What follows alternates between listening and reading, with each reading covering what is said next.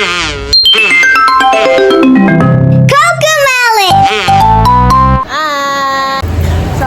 warahmatullahi wabarakatuh. Perkenalkan, kami dari kelompok 1.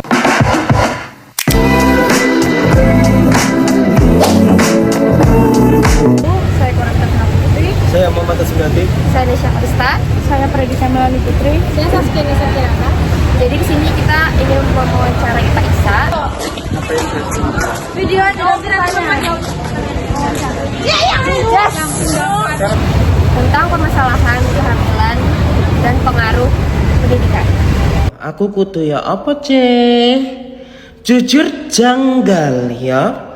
Jadi di sini kami ingin mewawancarai guru kami, yaitu Bapak Muhammad Isa, guru geografi SMA Negeri 1 Sambet.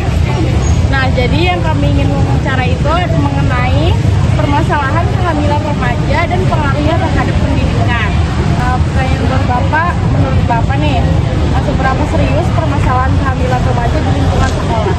Baik, untuk kehamilan remaja di lingkungan sekolah itu sangat seru sekali karena yang pertama dari segi agama itu sudah melanggar agama, karena di agama sendiri kan dilarang berzina ya.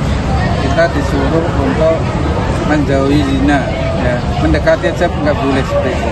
Jadi dilihat dari segi agama itu melanggar.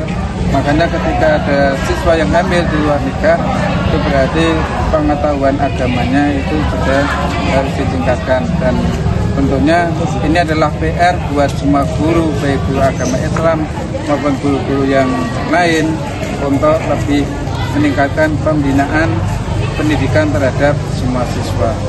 Kemudian dari segi sosial itu juga merupakan aib bagi siswa itu sendiri, dan ketika membawa nama sekolah tentunya juga aib buat sekolah.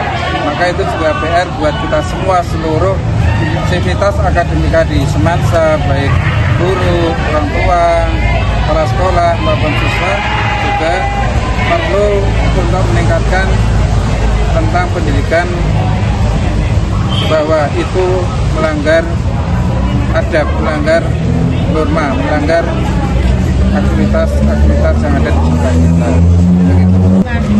Lalu untuk pertanyaan berikutnya, faktor apa yang biasanya menjadi penyebab terjadinya kehamilan pada usia sekolah? Baik, faktor-faktor yang mempengaruhi terhadap kehamilan di usia sekolah, yang pertama tentang faktor agama. Jadi anak itu belum memahami mendalam tentang larangan-larangan dalam agama, termasuk berzina tadi. Yang kedua, tentunya juga pengetahuan tentang bahayanya hamil di luar nikah itu akan merusak masa depan, merusak pendidikan, dan merusak aktivitas di sekolah. Karena otomatis kalau di sekolah kita pasti akan dikeluarkan karena melanggar tata tertib. Kemudian pergaulan dengan teman itu juga sangat mempengaruhi. Ketika kita bergaul dengan anak yang baik, maka insya Allah akan baik. Tapi ketika kita bergaul dengan anak yang tidak baik, akan terpengaruh. Kemudian lingkungan rumah juga akan mempengaruhi. Lingkungan rumah itu, kondisi rumah, kondisi perekonomian itu juga akan mempengaruhi terhadap hal tersebut. Kondisi perekonomian karena siswa itu berasal dari orang tua tidak mampu dan agamanya juga kurang, maka dia akan lebih mencari pelampiasan keluar, pergaulan bebas. Kalau sudah kena obat, kena minum, itu akan dibawa temannya yang laki-laki, pacarnya yang laki-laki, itu bisa sampai ke hubungan-hubungan terlarang dan akhirnya bisa hamil di luar nikah. Karena ketika sudah mabuk, sudah terpengaruh obat, nggak tahu apa-apa, sudah nggak ingat apa-apa. Makanya perlu diwaspadai, perlu pendidikan sejak dini terhadap anak-anak sekolah. Nah, ini adalah tugas kita semua, tugas kami sebagai guru, tugas teman-teman guru BK, teman-teman guru yang lain, OSIS, dan tentunya tugas kita semua, seluruh sivitas akademika di Semansa, baik komite sekolah, orang tua siswa. Ketika di rumah kan di luar tanggung jawab sekolah, lah itu juga peran dari orang tua untuk memantau keberadaan anak-anaknya di mana pada malam hari, di mana ketika sudah pulang sekolah. Karena apa? Kadang ada orang tua yang apatis, terserah anak saya yang penting nanti pulang, begitu kan. Nah itu harus dipantau. Kamu di mana nak? Udah makan atau belum? Nah perhatian kecil dari orang tua itu sangat penting. Tadi di sekolah ngapain? Ada yang susah apa enggak? Itu penting sebenarnya walaupun itu anak SMA. Karena perhatian orang tua itu penting. Kita lihat anak-anak broken home itu. Anak broken home biasanya melampiaskannya dengan, walaupun tidak semua ya, tapi pasti ada yang kecewa, hanya pelarian keluar, pelarian yang betulan kurang benar. Makanya harus ada pembinaan secara komprehensif di semua bidang. Bagaimana sikap dan kebijakan sekolah terhadap siswa menghadapi masalah ini? Dari sekolah SMA Negeri 1 sampai sendiri, ketika ada siswa yang ketahuan hamil di luar nikah, pasti kena sanksi yang berat. Dan selama ini yang saya ketahui adalah dikeluarkan.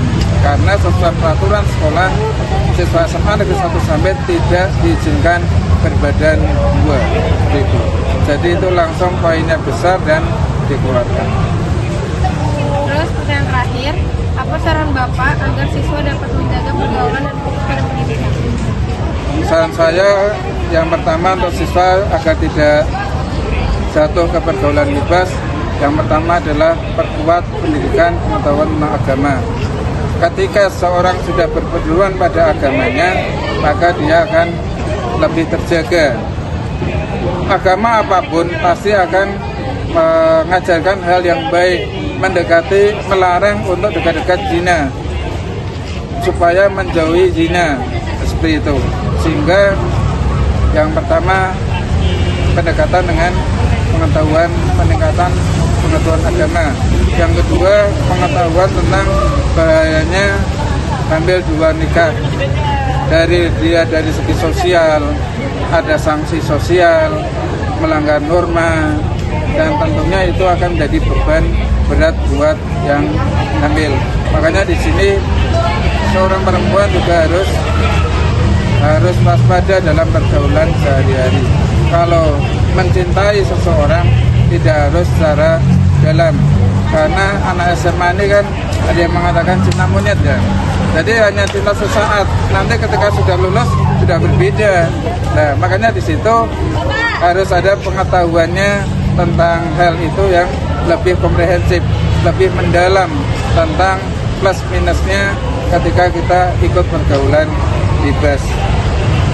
Jadi harus paham tentang dampak negatif dan dampak positifnya ketika kita ikut pergaulan bebas. Bergaul secara bebas itu juga boleh, tapi kita harus ada batas-batasannya supaya tidak terjerumus ke dalam hal yang buruk seperti itu. Yang positif juga tentunya ada.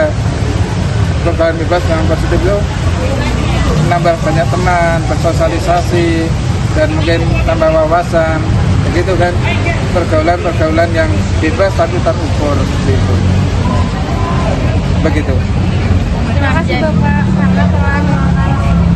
Sama-sama. Dadah, assalamualaikum.